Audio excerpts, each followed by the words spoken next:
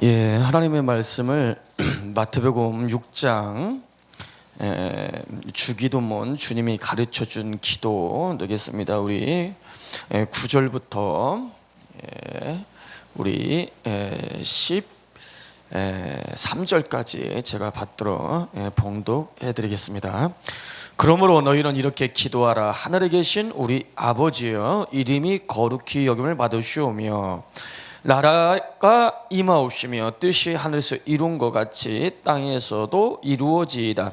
오늘날 우리에게 일용할 양식을 주옵시고 우리가 우리에게 죄 지은 자를 사하여 준 것 같이 우리 죄를 사하여 주옵시고 우리를 시험에 들게 하지 마옵시고 다만 악에서 구하옵소서. 나라와 권세와 영광이 아버지께 영원히 있사옵나이다. 아멘.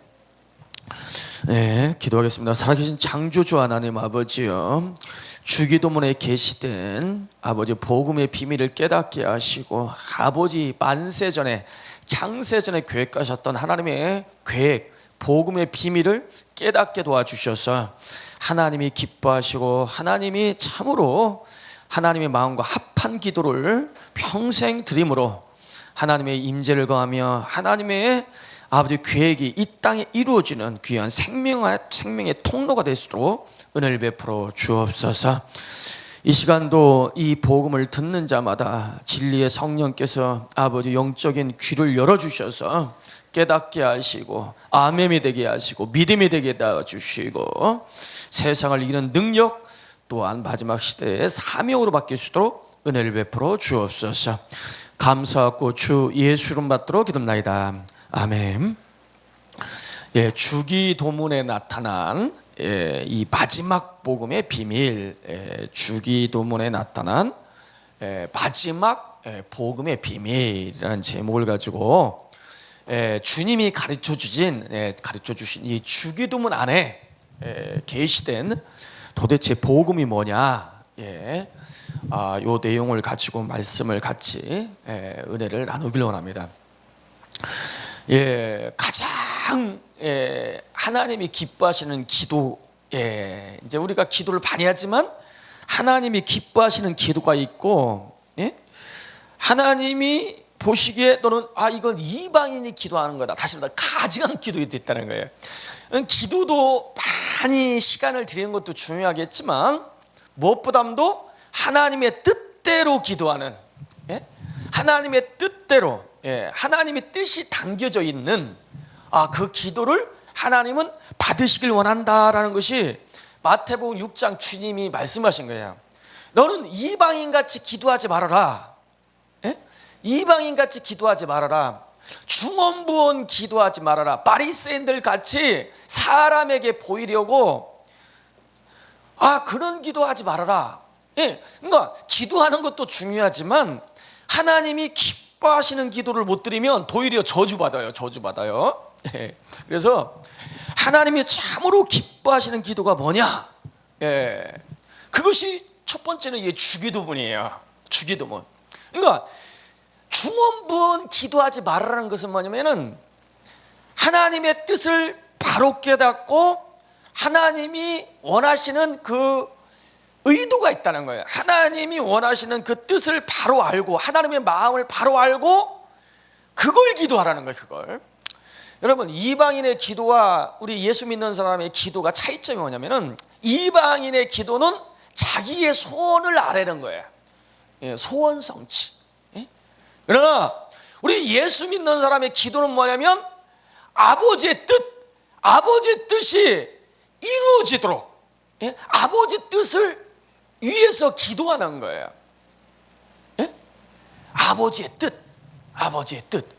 예수님이 겟세마네 동산에서 피가 땀방울이 되도록 기도하고 힘쓰고 애썼는데 뭘 위해서 기도했느냐? 예수님도 육신을 입고 온지라 고난이 자신한테 곧 오고 십자가에서 6시간 동안 매달려서 모세에 지탱해가지고 물과 피가 조금씩 몸에서 빠져가는 그 무시무시한 고통을 당할 걸 알고 계셨죠. 육신을 입고 이 땅에 오셨기 때문에 예수님도 그 고통을 할 수만 있으면 피하려고 원하셨어요.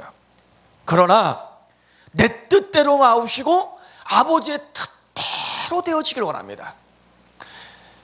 내가 이 십자가를 참 할 수만 있으면 그 고통을 비껴나가고 싶지만 아버지의 뜻이거든. 아버지의 뜻이 이루어지길 원합니다. 예? 이것이 주님의 기도했던 기도. 예? 이것이 기독교인의 기도라는 거죠. 기독교인의 기도. 그래서 이 주기도문은 아버지의 뜻이 이 창조세계, 하나님의 뜻이 하늘에서 인과 같이 땅에서 이루어지리다. 이 땅은 단순히 지구가 아니고 이 창조세계, 이 물질세계 전체를 가리키는 거예요. 응? 하늘에 계신 우리 아버지요 라고 했을 때 그 하늘은 스카이 하늘도 아니고 스페이스 우주의 하늘도 아니고, 예, 영계를 가리켜요. 영계, 그죠? 영계에 계신 우리 아버지요. 예? 뜻이 하늘에서 인과 같이 땅에서 이루어지다. 이 하늘이 영계라 하면 하늘의 반대인 이 땅은 단순히 지구를 가리킨 게 아니라 물질계를 가리키는 거예요. 물질계 전체를 가리킨단 말이죠. 이 창조세계에 아버지의 뜻이 이 창조세계의 물질계에 이루어지길 원합니다. 응? 그것이 주기도문의 첫 번째 핵심의 내용입니다. 응? 예. 아버지의 뜻이 이 창조세계에 이루어지길 원합니다. 그러면 아버지의 뜻이 무엇일까? 아버지의 뜻이 무엇일까? 나라가 임하옵시며, 나라가 임하옵시며. 이 비밀이 굉장히 중요합니다. 여러분, 세례요한이 외친 그 복음의 첫 번째 메시지가 뭐냐면 회개하라, 천국이 가까이 왔느니라. 회개하라, 하나님의 나라가 가까이 왔느냐. 하나님 나라가 온다는 거예요. 예수님도 입을 열어서, 여러분, 초창기의 복음의 핵심 메시지가 뭐냐면 회개하라, 천국이 가까이 왔느니라. 예수님이 12제자를 부르시고 70인 제자를 부르시고 파송하면서 너희는 내 이름으로 귀신을 쫓아다니며 어느 집에 가더니 편안을 빌고 하나님 나라가 가까이 왔다 하라. 다른 말 할 거 없어. 오직 이 말만 증거해라. 귀신 주고 병 고쳐주고, 야, 입을 열어서 하나님 나라가 가까이 왔다 하라. 그 말만 하라 그랬어요. 그것만. 굉장히 중요하기 때문에 세례요한도 예수님도 70인 제자도 12제자도 동일하게 하나님 나라가 임하옵시며. 여러분, 이게 주기도문의 핵심 주제고 바로 하나님의 핵심적인 뜻이에요. 하나님의 뜻이 뭐냐면 하나님 나라가 이 창조세계, 물질세계, 이 만물 가운데 하나님 나라가 임하는 겁니다.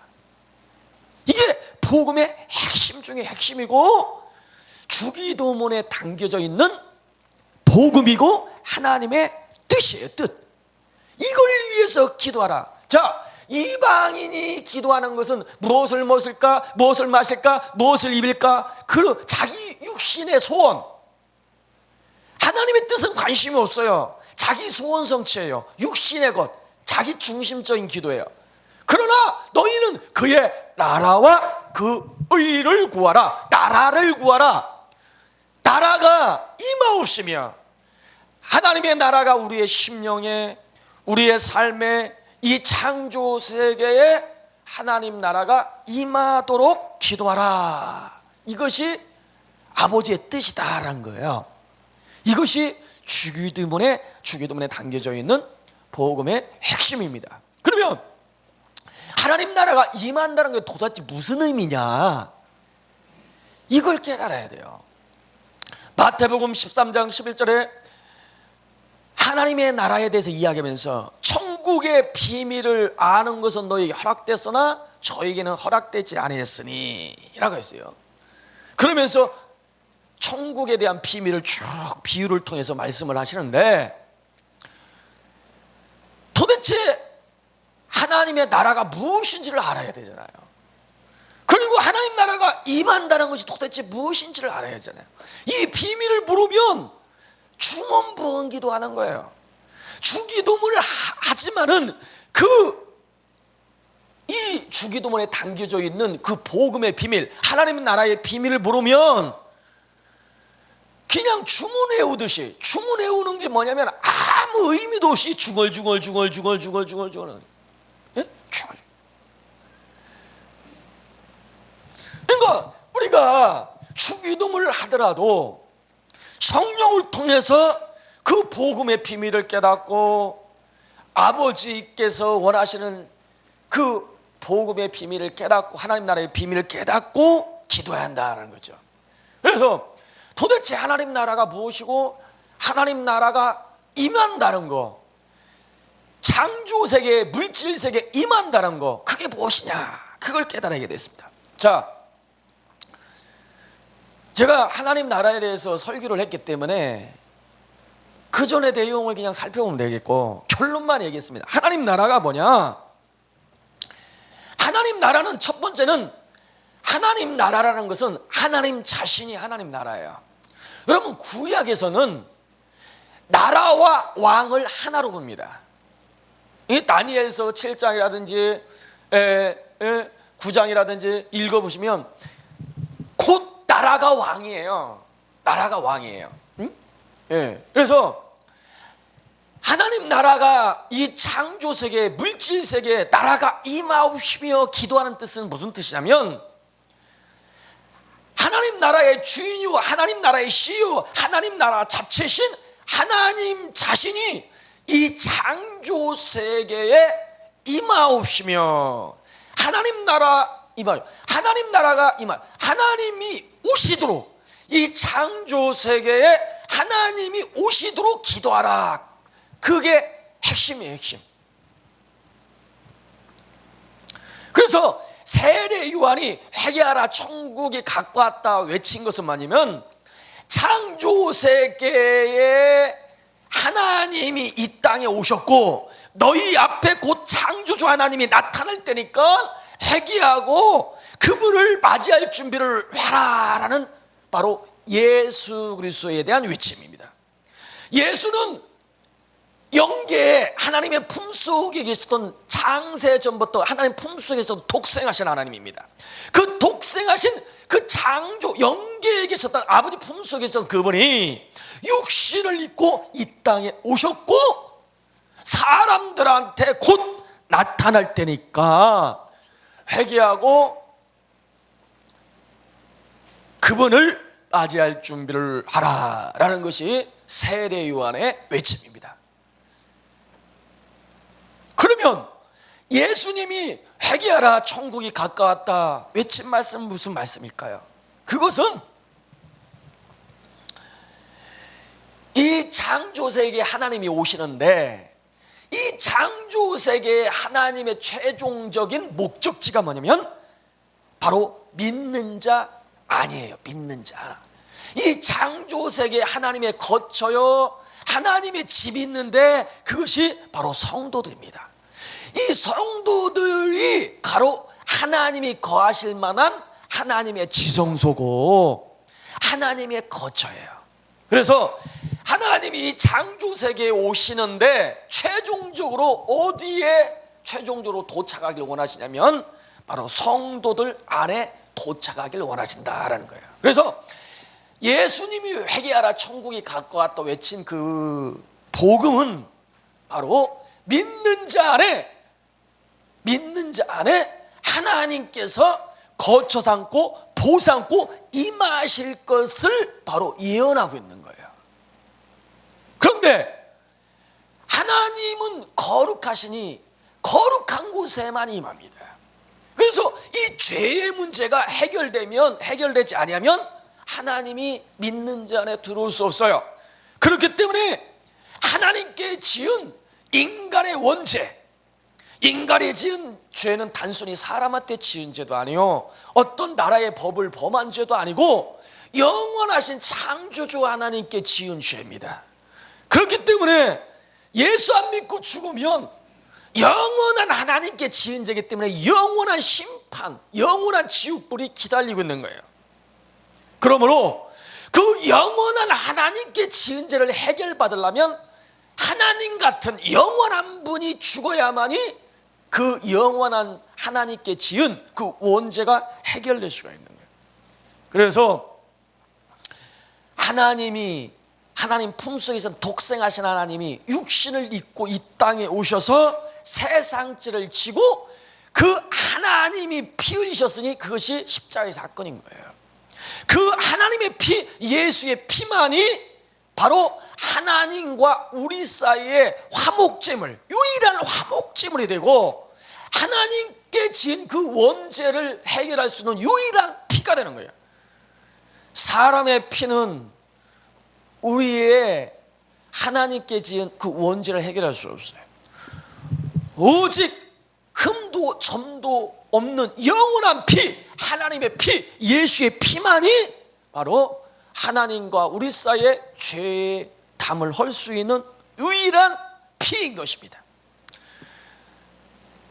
예수님이 피 흘려서 하나님과 우리 사이의 화목제물이 되시고 모든 죄의 문제를 처리하심으로 바로 믿는 자가 하나님, 거룩하신 하나님을 모실 수 있고 완전하신 하나님을 배울 수 있는 그 길이 열린 것입니다. 그 피값으로 하나님이 거하실 만한 거룩한 성전, 지성소가 우리가 되어진 거예요. 이것은 인간의 행위로 말미암지 않고 전적인 하나님의 피값으로 되어진 거예요. 여러분, 하나님의 피를 대체할 수 있는 인간의 공로는 없어요. 인간의 행위로 하나님께 나아갈 수 없어요. 오직 예수님의 피의 은혜로 주님의 이름으로 아버지께 나아갈 수 있고 하나님을 모실 수 있는 겁니다. 예수님이 피 흘리셔서 하나님이 거할 수 있는 성전이 되게 하시고 그 결과로 예수님이 십자가에서 죽고 부활 승천하셔서 믿는 자에게 먼저 성령 하나님을 보내신 거예요. 우리 성령 하나님이 믿는 자 가운데 바로 처수함고 오심으로 하나님의 나라가 믿는 자 가운데 임했으니 그걸 가리켜 이 창조 세계에 하나님의 나라가 시작됐는데 그걸 교회란 교회. 예? 교회. 그리고 장차 성자 하나님이 오심으로 하나님의 나라가 우리 가운데 임함으로 우리 육체까지도 썩을 몸이 썩지 않을 몸으로 신령한 몸으로 화해접어서 하나님 나라 속에 완전히 들어가게 되고 우리 육체도 하나님 나라 속에 들어갈 수 있는 그런 부활체로 화해져 버립니다. 그것이 예수님이 오심으로 말미암아 있어질 하나님 나라의 과정이에요. 그리고 최종적으로 이 창조세계에 부활한 바로 성도들 가운데 성부 하나님까지 초수함고 오심으로 하나님 나라가 최종적으로 이 창조세계의 완성이 되는데 성령이 오심으로 우리 심령에 하나님 나라가 이루어지고 성자가 오심으로 우리 육체까지도 하나님 나라가 이루어지고 성부까지 오심으로 이 창조세계 전체가 썩어짐에서 해방돼서 하나님의 아들들의 자유의 영광에 이르게 된다는 로마서 8장의 예언이 성취되므로 이 만물까지도 하나님이 거하실 만한 하나님의 임재가 충만한 하나님 나라가 되는데 그걸 그래요 새하늘 새 땅이라고 그래요. 그 계시록 21장 5절에 보좌에 앉으신 이가 가라사대 때 이 보좌는 하늘에 있는 보좌가 아니에요. 계시록 21장 5절에 그 보좌는 이 창조세계의 성부 하나님까지 믿는 자를 처수함고 보삼고 임하심으로 이 창조세계에 있어질 하나님의 보좌 곧 교회를 가리킨 겁니다. 성부 하나님까지 이 창조세계에 처수함고 오시면 하나님의 보좌가 하늘에 있지 않고 바로 교회가 믿는 자가 하나님 보좌가 되어버립니다. 그 성부 하나님까지 믿는 자를 보삼고 오심으로 그 보좌로부터 생수의 강이 이 창조세계에 흘러넘쳐버려요. 생명의 근원이신 그 보좌 믿는 자를 보삼고 성부 하나님께 오심으로 믿는 자가 하나님 보좌가 되는데, 그 하나님의 보좌인 교회를 통해서 생명의 역사가 우주를 덮게 됨으로 말미암아 나타나는 그 현상이 뭐냐면, 그 만물이 썩어짐에서 해방돼서 완전히 새롭게 되는 새하늘 새 땅이 되어버린다는 거예요. 이것이 바로 믿는 자가 아버지까지 오실 때 우리 믿는 자가 누릴 왕노릇입니다. 그 왕노릇은 억압하는 왕노릇이 아니에요. 하나님 생명의 근원이신 하나님이 오심으로 믿는 자를 통해서 생명의 역사가 나타나 버려요. 바울이 지나가면 그림자 한번만 스쳐도 막 귀신이 떠나고 사망이 떠나고 어둠이 떠나고 사는 역사가 나타나듯이 성부 하나님이 오시면 말입니다. 믿는 자를 통해서 이 만물이 지금이요 어둠이 가득합니다. 사망이 가득해요.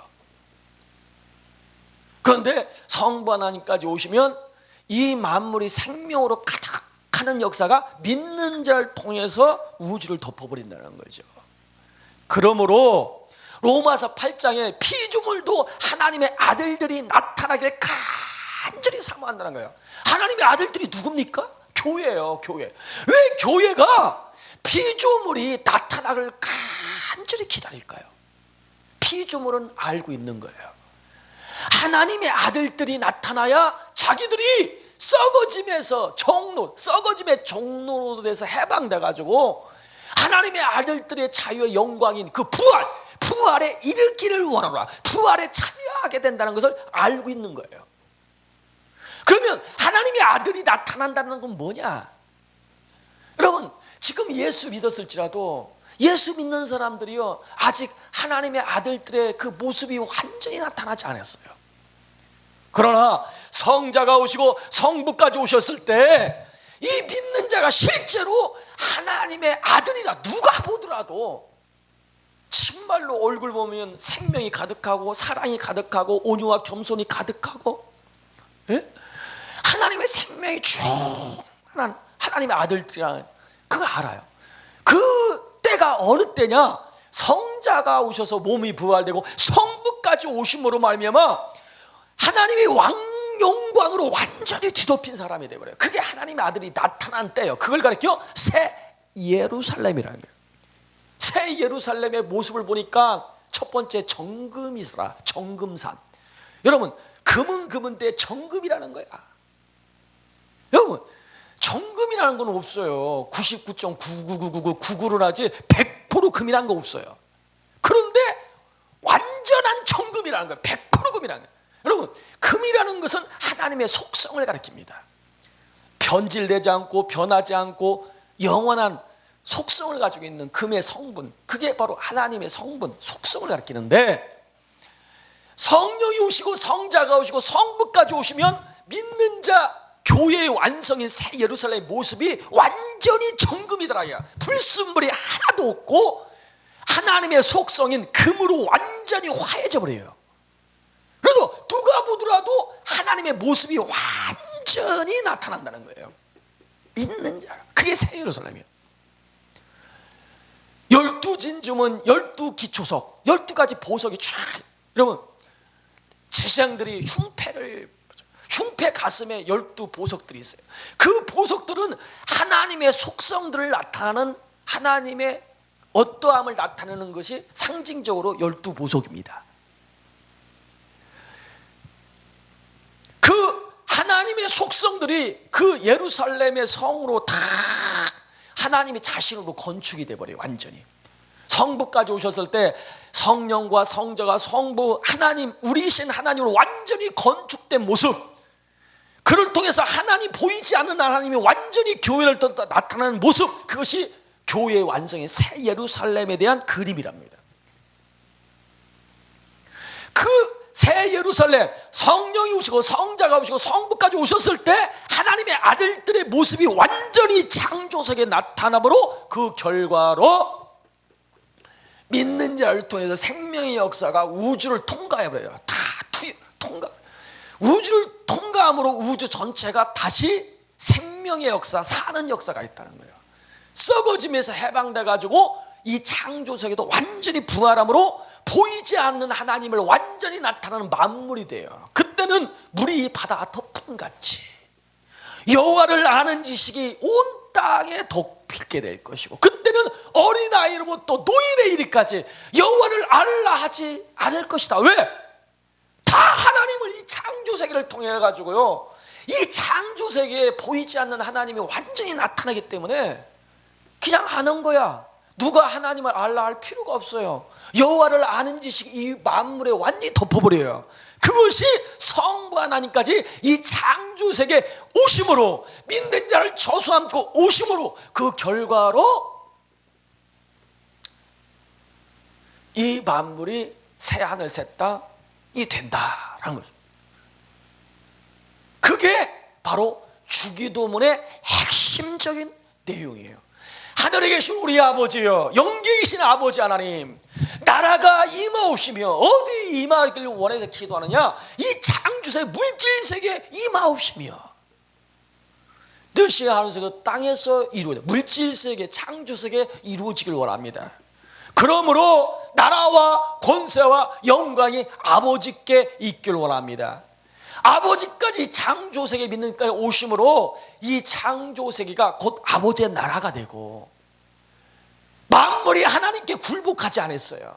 만물이 아버지 권세가 나타나졌어요. 아버지까지 오심으로 모든 만물이 아버지의 권세 앞에 다 무릎 꿇고 아버지의 권세가 완전히 드러나기를 원합니다. 사망 권세는, 귀신은, 어둠은, 사탄마귀 어둠은 이 창조세계에서 저 불구도로 쫓아내버리고, 여러분, 마귀가 어떻게 쫓겨나갑니까? 성령이 오시고 성자가 오시고 성부까지 오셨을 때 이 창조세계의 모든 어둠들이 밀려서 불구덩으로 던져지는 겁니다. 빛이 임하면 어둠이 자연스럽게 밀려가듯이 하나님이 임하심으로 그 결과로 어둠이 바로 이 창조세계 하나님의 지배에서 쫓겨나서 바로 불못으로, 뜰 밖으로, 성전 밖으로 쫓겨나가는 거예요. 그래서 아버지의 권세가 이루어지고 아버지의 영광이 나타나기를 원합니다. 아버지의 영광이 되기를 원합니다. 영광이라는 것은 볼 수 없는 것이 나타나는 것이, 하나님은 원래 볼 수 없어요. 그러나 로마서 1장에 말씀하셨지, 하나님의 신성과 능력이 밝히 만물 가운데 보여졌다고 했어요. 하나님의 창조의 목적은 보이지 않는 하나님의 신성과 능력을 이 창조라는 과정을 통해서 하나님의 사실과 하나님의 신성과 하나님의 능력을 드러내기를 원했다는 거예요. 이게 영광이에요. 그래서 하나님은 이 창조세계를요, 하나님의 영광으로 창조하신 거예요. 그런데 아담이 죄를 범하고 마귀를 받아들이므로 이 창조세계가 하나님이 왕노릇해야 하는데 사탄이 세상의 임금이 돼가지고 사탄의 나라가 되어버렸어요.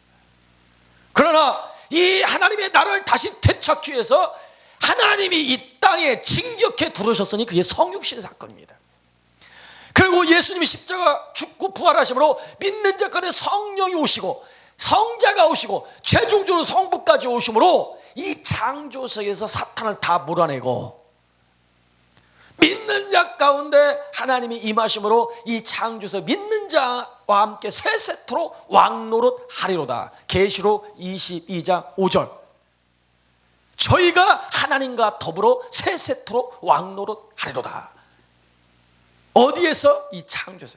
성부까지 오셨을 때 이 창조, 보이지 않는 하나님께서 이 창조 세계를 통해서 하나님의 어떠함과 하나님의 신성과 하나님의 능력이 완전히 나타난다, 영광이 돼버린다는 거예요. 그게 주기도문의 결론이에요.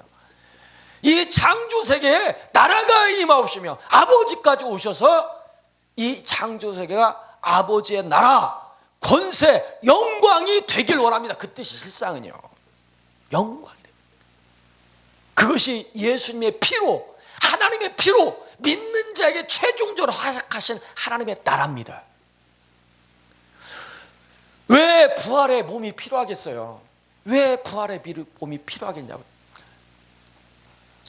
사람들은 단순히 예수 믿어서 영혼이 구원받아서 영계에 가가지고 영계에 계신 하나님과 영혼이 함께 사는 것이 천국, 약속한 구원이라고 생각합니다. 그러나 성경은 그렇게 말하지 않고 있어요. 영생이 무엇이냐? 요한복음 6장 40절에 아버지의 뜻은 이것이니 아들을 보고 믿는 자마다 영생을 얻는 것이니 이는 마지막 날에 내가 다시 살리는 것이라. 예수님이 약속하신 영생, 아버지께서 예수님을 통해서 주시길 원하는 영생이 뭐냐면은 바로 그것이 단순히 영혼 구원을 받아서 영계에 가는 게 아니라 주님이 이 땅에 재림하실 때에 이 마지막 날, 주님이 재림하는 날, 이 마지막 날 다시 사는 거, 그게 뭐냐? 부활이에요. 부활. 부활이 예수님이 약속하신 영생이에요. 하나님의 약속이에요. 그러면 왜 몸을 부활시킬까요? 예수님이 부활하니까 그 부활하신 모습을 보고 제자들이 깜짝 놀라 영으로 생각한지라. 부활한 모습을 보고 영으로 생각했다. 왜? 분명히 문이 다 닫혀져 있는데 제자들 가운데 그냥 탁 나타난 거예요. 아니, 문이 다 닫혀져 있는데 그냥 나타나니까 영으로 생각할 수밖에 없어요. 그리고 예수님이 십자가에서 물과 피를 다 쏟으셔서 죽으신 것을 똑똑히 아는데 그분이 갑자기 나타났으니까 육체는 이미 장사진해가지고 물과 피를 다, 물이 다 피까지 다 한 방울도 안 게 다 쏟아져 버렸는데 그 살아남는 불가능하잖아요. 그러니까 여긴가 보다. 그 당연한 생각 아니겠어요? 그러니까 예수님이 영은 살과 피가 없으되 나는 있지 않느냐. 이게 의심을 해요. 내 손에 못자국에 손을 넣어보고 옆구리에 넣어보고 믿음 없는 자가 믿는 자가 되라. 너 와서 만져봐. 영은 영이 어떻게 못자국이 영이 나겠느냐. 영이라는 것은 못자국이 있을 수 없잖아요. 영이라는 건 그렇잖아요. 옆구리에 창자국을 아무리 영을 찔렀다고 그 창자국이 남겠냐고요. 그런데 나는 있지 않냐 이거야. 그러니까 나는 영이 아니다. 실제로 십자가에 죽을 그 육체, 십자가에서 못 박힌 그 육체다 이거야. 육체. 그 육체가 다시 살아난 거다. 그러니까 또 그래도 못 믿어요. 그러니까 그러면은 영을 먹을 거 가져와라. 가져오라니까 생선을 갖다 드리니까 예수님이 생선 반토막을 잡수시면서 확인을 시켜줍니다. 영은 먹는 그런 게 아니지 않냐. 그런데 내가 육이 있으니까 실제로 내가 먹고 마시는 거 아니냐. 확인을 시켜줍니다. 여러분, 왜 부활시켰겠어요? 이 부활체라는 것은 영계의 삶을 위해서 부활시키는 거예요. 여러분, 육체는 보이는 물질 세계를 위해서 몸이 있는 거예요. 몸이 있기 때문에 물질 세계를 접촉하고 물질 세계에 있는 것을 먹고 마시고 바로 누리는 거예요. 그런데 예수님이 약속하신 그 영생, 아버지의 뜻, 아버지의 주시길 원하는 그 영생이 뭐냐면 그 영생이 마지막 날에 다시 살려 그 육체를 살리는 거예요. 왜 살리겠어요? 그 육체, 물질세를 접촉하고 누릴 수 있는 그 육체를 부활시키라는 것은 바로 그 육체가, 부활한 육체가 누릴 수 있고 접촉할 수 있는 영혼 세계, 바로 하나님이 약속하신 그 영생의 세계, 천국이 바로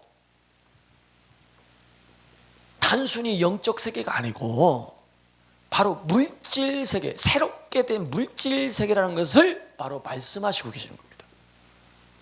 그래서 성경의 결론은 이 보이는 만물이 없어지는 게 아니라 계시록 21장 5절 보좌에 앉으신 이가라사대 내가 만물을 새롭게 하노니, 이 말이 진실하고 참되니 기로 만물이 새롭게 되는 걸로 결론을 맺고 그 만물 가운데 영계에 있는 성도들이 하늘에 있는 새하늘 새 땅에 있는 새 하늘에 있는 예루살렘이 새 땅으로 내려오더라. 새롭게 된 만물 가운데 내려오고 새롭게 된 만물 가운데 있는 교회의 완성이요 하나님의 보좌인 그 새 예루살렘 가운데 아버지와 어린 양의 보좌가 있더라. 아버지도 보상고 창조, 새롭게 된 창조세계에 성도를 처소안고 계시더라. 이것이 계시록 성경 결론이라는 거예요. 이것이 하나님 나라의 최종적인 구조입니다.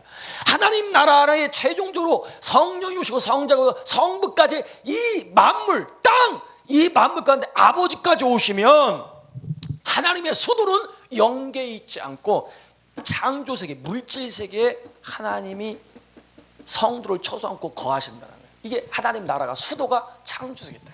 이게 주기도문의 핵심인 겁니다. 핵심. 그래서 하늘에 계신 우리 아버지여, 나라가 임하옵시며 뜻이 하는 것 땅에서 이루어지다. 이것이 복음의 핵심이라는 거예요. 그리고 우리에게 일용할 양식을 주옵시고 우리가 우리에게 죄진 자를 사하여 준 같이 우리 죄를 사하옵시옵소서. 여러분, 이 일용할 양식을 어떤 목사님들은 영의 양식으로 이렇게 해석하는 분들도 의외로 많아요. 신천지도 이렇게 보니까 신천지와 공개 토론을 저번 주에 했었는데 그 주제가 뭐냐면은 주기도문에 나타난 일용할 양식이 뭐냐라는 게 주제였었어요. 그런데 그분들의 그 발제물 내가 이렇게 보니까 요지가 뭐냐면은 일용할 양식은 영적인 양식으로서 그 모세 때 광야에서 하늘에서 내려온 그 만나, 그 만나가 요한복음 6장에 보니까 너희 조상들은 만나를 먹었어도 죽었거니와 나는 하늘에서 내려온 산떡이니 내 피를 받아, 내 살을 받아 먹고 내 피를 받아 마시라. 그래야 너 영생했다. 그 예수 그리스도가 바로 그 영생의 참된 양식이고 요한복음 6장 63절 내가 너 이름 말이 영이요 생명이라. 하나님의 말씀이 영적인 양식이라는 거예요. 그 말씀을 인용하면서 그렇게 주장을 하면서 그 주기도문에 나타나는 영적인 양식은 마지막 때, 재림 때, 요한계시록이 성취되는 때 약속된 목자의 입에서 나오는 계시의 말씀이다라고 주장을 해요. 약속된 목자가 누구겠어요? 뭐 그쪽에서 얘기하는 총회장님이라고 하시는 그분이겠죠. 그 입을 통해서 나오는 계시의 말씀이 주기도문에 나타난 일용할 양식이고 그 양식을 먹어야 마지막 때에 영생을 얻을 수 있다, 이렇게 주장을 하는 거예요. 그 마지막 때에 약속된 그 한 목자의 입에서 나오는 그 말씀이 계시록에서 이야기하고 있는 감추인 만나고 열린 책의 내용이고 이런 식으로 얘기를 해요. 그건 너무 좀 나가도 너무 나갔어요. 왜 너무 나갔느냐? 오늘날 일용할 양식을 주옵시고 라고 했잖아요. 오늘날. 여러분, 오늘날이라는 단어가 재림이라는 때를 가리킨 게 아니잖아요. 예?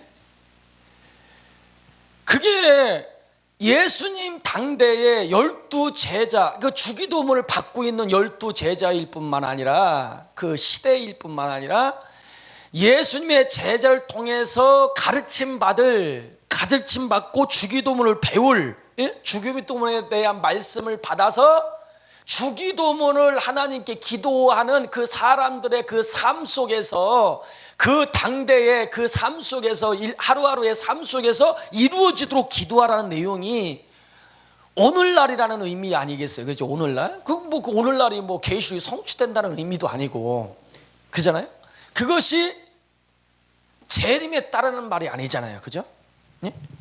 그런데 아니 그분들은 어찌된 얘기인지 그 오늘날이라는 말을 잊어버렸는지 일부러 외면하는지, 하여튼간에 일용할 양식을 재림의 때 성취될 한 목자, 약속된 성경의 목자, 거기서 얘기는 어떤 한 분을 통해서 나오는 말씀이라고 이렇게 주장하는데 그건 너무 나갔습니다. 나가도.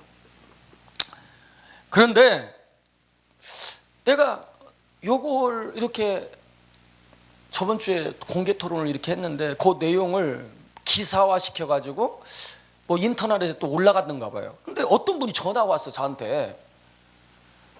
그분은 일반 교회 다니시는 분이에요.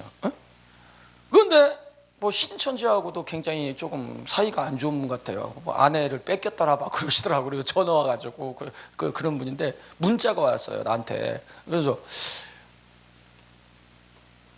목사님이 저번 주에 신천지하고 토론한 내용이 기사에 올라 있는데 목사님은 인류한 양식을 그냥 하루에 인류한 양식을 주옵시고 그냥 육신적인 양식으로 해석을 하는데 자기 보기에는 그게 영적인 양식이라고 보인다는 거예요. 그러면서 원문을 쫙 하면서 해석을 해서 쭉 이야기를 하시더라고요.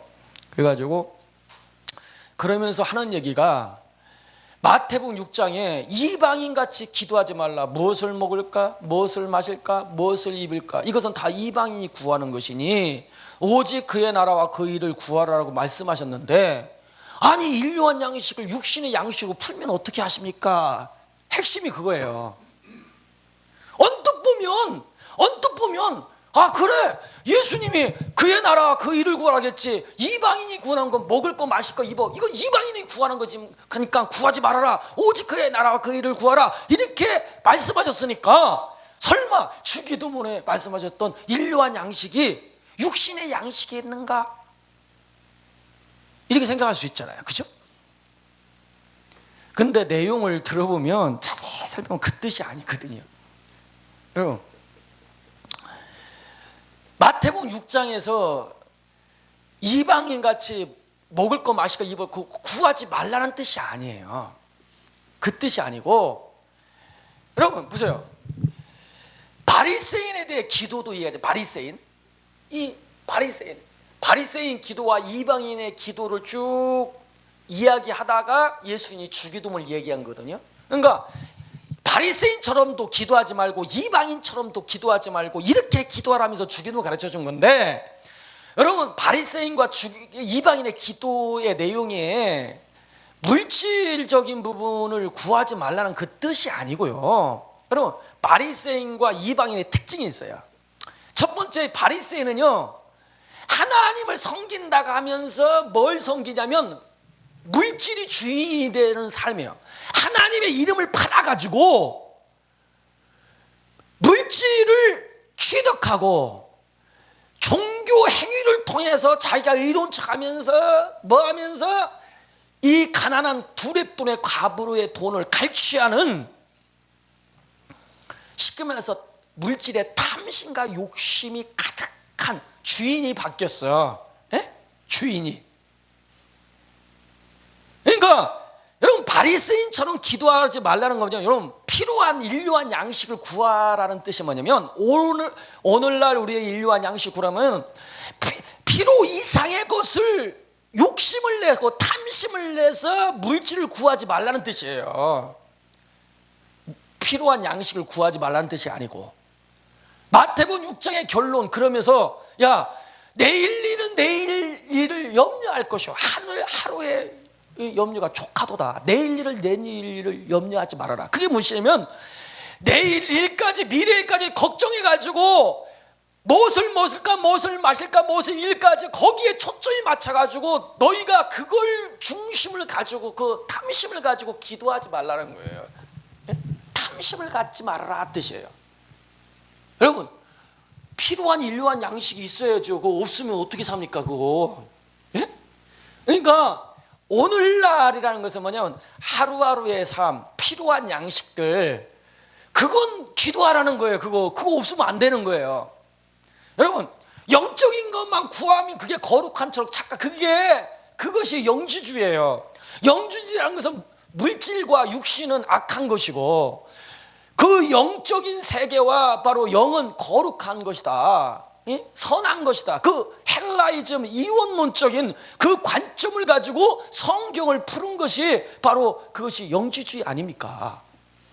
그 영주주의적인 구원관이 우리 가운데 이미 틈탔어요. 초대교회 교회를 가장 성사시켰던 것이 에비온파 여러분 그 유대교회 그리찬인 것 같은데 유대교의 관점으로 성경을 풀어버렸어요. 그게 에비온파예요.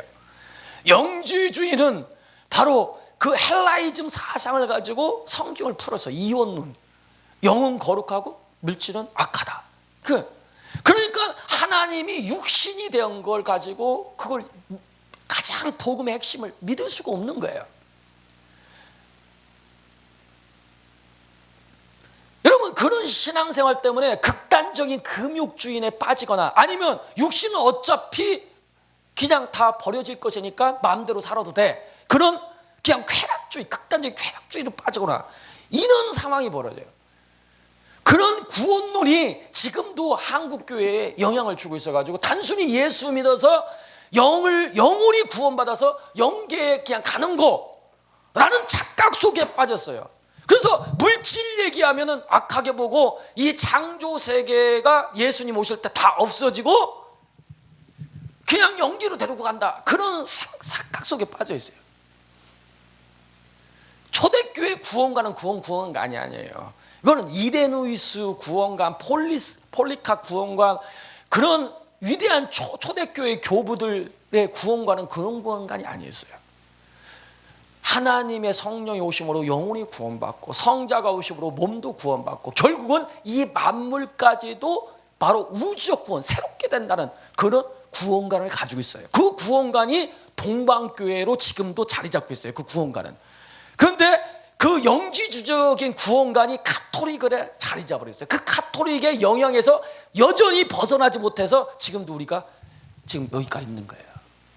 그래서 교회사를 연구해 보면 그 영지주의 구원관의 기초에 가지고 해석하는 성경 해석법이 바로 알레고리적 해석법이에요. 그것이 대표적인 사람이 오리겐이 책을 한 2,000권 썼거든요.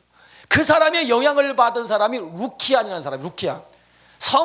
예수님이 피조물이라고 주장을 해요. 그리고 그 사람의 영향을 받은 사람이 아리우스.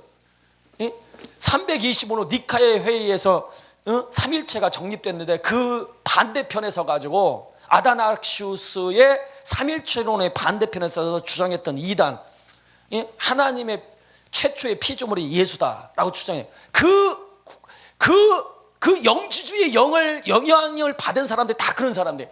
그 헬라이즘의 영향을 받은 그 알레고리적 해석 방법이 바로 중세시대의 카톨릭의 해석 방법이었어요. 그 영향을 지금도 우리가 여전히 받고 있다. 그래서 오늘날 인류한 양식을 주옵시라는 것은 우리의 삶 속에 필요한 양식이 하나님이 임재하셔서, 여러분, 네가 낫기를 원하느냐? 원합니다. 내 믿음대로 될지어다. 여러분, 예수님이요 우리 육신에 전혀 관심 없다고 착각하지 마세요. 우리의 필요한 양식을 구하시기 바랍니다. 할렐루야. 있어야 돼요. 그리고 이건 육신의 영역이죠.